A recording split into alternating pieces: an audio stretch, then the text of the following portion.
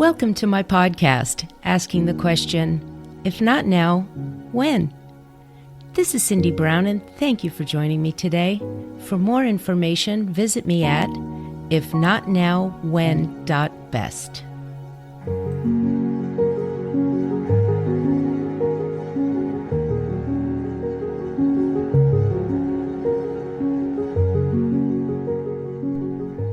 The richness of our lives is measured by the richness of our relationships. I have no idea who said that quote, but I absolutely love it, and I believe it to be so profoundly true. There's a book called Falling into Grace that talks about presence to presence. There's a mystery within each of us when we discover when we're in each other's presence, which makes that discovery process exciting. Being in a room or an intimate dinner party with a group of like-minded people connecting, not only is it energizing and fulfilling, it has great value for our physical and mental health and happiness. Connection is part of humanity. It's part of the human experience. And just as a side note, when I say like-minded, it doesn't necessarily mean people that think the same way we do. It's great to sometimes have opposing ideas and thoughts. It's people that resonate with us. So that positive, healing energy of human connection is demonstrated in many ways. One example I love, and I had mentioned in a previous episode, is patients in the hospital have much better outcomes when there's people waiting for them in the waiting room. And I would bet if you talk to surgeons, they would confirm that as well. We're social species wired for empathy. We're wired to feel others' pain. We are connected beings. Yet the number one reason people seek therapy today is loneliness. I was listening to a TED Talk by John Casipo. I hope I'm saying his name right. He's a leading expert in the world on loneliness. So he talks about how we're social animals. Our ancestors' survival depended on it. He explains back in the savannas in Africa, we weren't the biggest or the strongest or the fastest of other animals they took down, but we were much better at banding together as groups and cooperating. He compares it to bees who have evolved to live in a hive. Humans have evolved to live in a tribe. And if you were cut off from your tribe, you were in terrible danger and would most likely die. Human connection is part of our DNA, and we still have those impulses. Where I see tribalism at its finest in today's society is at sporting events. Football games, soccer games, painted faces, screaming and yelling. However, we are the first humans ever in our 2 million year history of our species to try to disband our tribes, and it's making us feel awful. Dr. Matthew Lieberman, PhD, a neuroscientist, he talks about our species when we're born and how we take so much longer to depend on others than other species. We need someone to care for us, to feed us when we cry, that somebody responds to us. And he says, quote, "We don't realize the importance of our social lives. And when we do, we too easily forget again." He says getting more social is the secret to making us smarter, happier, and more productive. An example he uses is learning. When we learn something from our analytical brain, where we just simply memorize it for a test, we don't retain the information as well as if we're learning the information to teach somebody else and interact with somebody else. He also talks about in business, we know great leaders make great teams and they're more productive. But the question is, what makes a great leader? According to a recent study, a leader who has an analytical-minded focus and focused on results has a small chance of being seen as a great leader. But if that same leader also has strong social skills, the chance of being seen as a great leader skyrockets.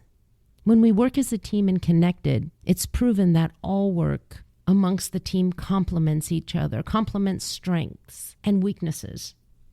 He says because we don't recognize the value of strong social skills, we're hiring and promoting many times the wrong people, hiring and promoting the analytical, results-oriented candidates without taking social skills into consideration. Experts claim that loneliness is our next big public health crisis. More than 40% of young adults report often feeling lonely. Interestingly enough, the 25 to 44-year-olds are the most lonely groups of all, which after raising 2 sons and watching them socialize, I can understand that. I can remember they would sit out in the patio, none of them would talk, and they would all be sitting together texting. I got to believe there's something that has to do with it.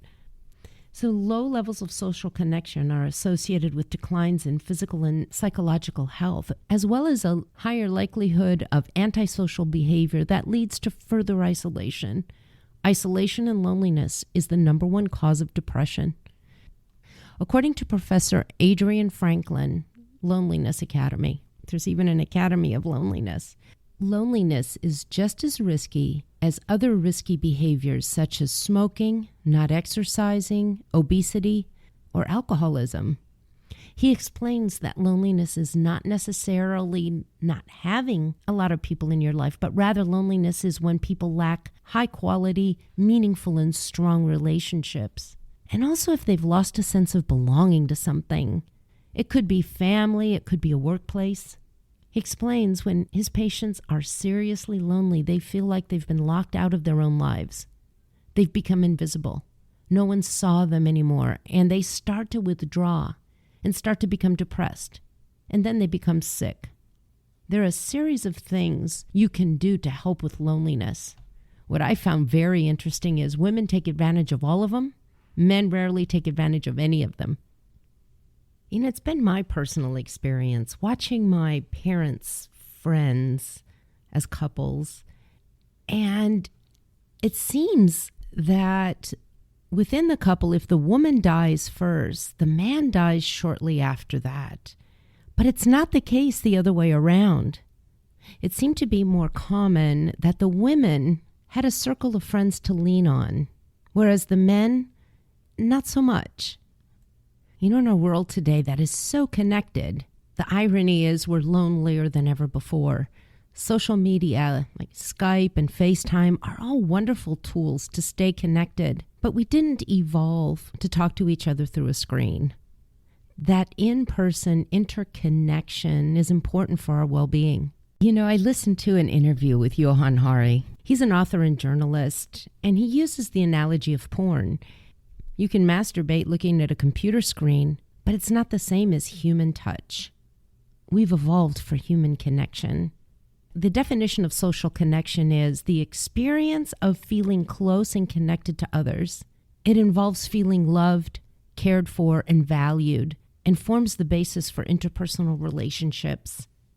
At Stanford Center for Compassion and Altruism Research and Education, Dr. Emma Sapala writes, social connection improves physical health and mental and emotional well-being.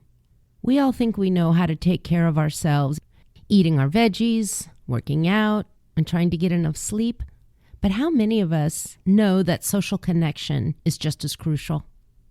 She explains there's a landmark study, and I've shared that link in the show notes, showed that a lack of social connection is a greater determinant to health than obesity, smoking, and high blood pressure. On the other hand, strong social connection leads to a 50% increased chance of longevity, strengthens our immune system, and helps you recover from disease faster. People who feel more connected to others have lower levels of anxiety and depression. Moreover, studies show they have higher self-esteem, greater empathy for others, are more trusting and cooperative. And, as a consequence, others are more open to trusting and cooperating with them. In other words, social connectedness generates a positive feedback loop of social, emotional, and physical well-being. You know, I've found that with our current circle of friends, there was something that brought us together. Many times, I believe it's what I talked about in the episode about law of attraction, the concept of resonance, that we're vibrating at the same frequency. You know, it's interesting. We're intentional about diet and exercise, and hopefully after listening to my episode on sleep, you'll be intentional about the quality of your sleep as well. However, it's not as common to be intentional about friendships. Many times, they just seem to happen. I think connecting with others, sharing ideas, supporting each other is really what makes life so special. Sitting down and defining what types of friends and a plan to meet them is a good way to go about it. It's about opening ourselves up to possibility and being intentional about our current friends and expanding our group of friends. Meeting people from different walks of life to expand how we see the world. It will contribute to our life experience, help us see and appreciate things in a different way, and validate us and our thoughts. There's a quote from C.S. Lewis that explains this so well. Quote, "Friendship is born at the moment when one person says to the other, 'What, you too? I thought I was the only one.'" You know, we all tend to lead busy lives and don't seem to have time for friendships and making new friends. But I think it's about being aware and intentional when opportunities arise. It's kind of like that thing called heightened awareness, where it's rare that you see a white BMW on the road, but the moment you're ready to go buy one, they're everywhere. So if there's a heightened awareness as you navigate through your day regarding friendships, I think that same concept holds true.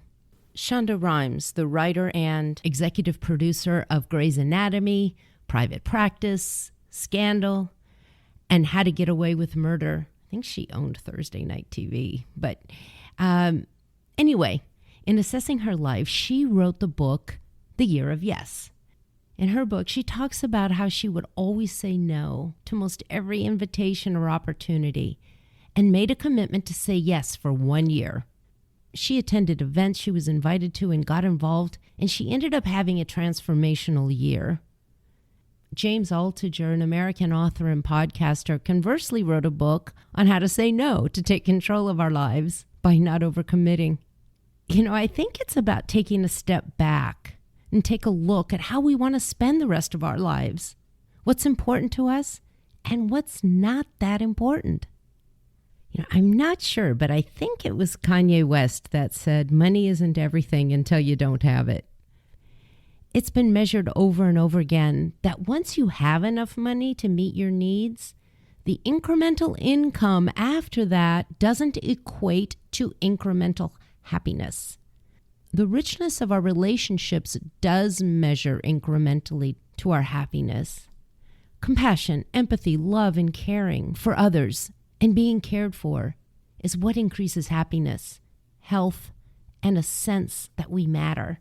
To live a life that matters is something we can be intentional about. We don't choose to live a life that matters. We create a life that matters. Besides the concept of heightened awareness, one great way to meet people with common interest is Meetup. It's kind of like a dating app for friends. Another way is getting involved with organizations focused on things that you may be interested in. And of course, the other, as I mentioned, is being intentional. Prior, it wasn't an area of focus, letting friendships happen instead of making them happen. Like with everything, what you pay attention to grows. This is no different with our relationships and romantic relationships as well. It's easy to become complacent and take our partner for granted. Eric Thomas told a story about his wife and that he came home late from work one evening and she told him she wishes she had never married him because when they were dating, she was the most important person in his life. Now that they're married, everything else seemed to be more important. He explains that was a wake-up call. You know, one of the best examples and instruction on how to make your romantic relationship rich and fulfilling I found was told by John Butcher. He and his wife make their relationship a priority. I have a link to more information on how they've made their marriage so wonderful. Our friends, our family, our partner, all of our relationships matter and are an important component to our overall health and is my fifth pillar of good health. I'm not sure who used this analogy to give credit to. I think it possibly was Deepak Chopra. But this analogy has stuck with me, which is if you put gnats in a jar and put the lid on it, of course, little holes so they can breathe. If you leave them in there for a day and then you open the lid, the gnats stay in the jar and swirl in circles. It's my suggestion we should fly out of the jar and explore the amazing world around us And part of the exploration is meeting people that you resonate with and can learn from, depend on, are uplifting, and help you become the best version of yourself. And to enhance that experience even further is our willingness to be vulnerable and truly listen. I'll leave you with a quote from Zig Ziglar. If you go looking for a friend, you're going to find they're very scarce. If you go out to be a friend, you'll find them everywhere. And I'm so grateful for you joining me today. Wishing you peace, health, joy, love, and caring and wonderful relationships. Bye for now.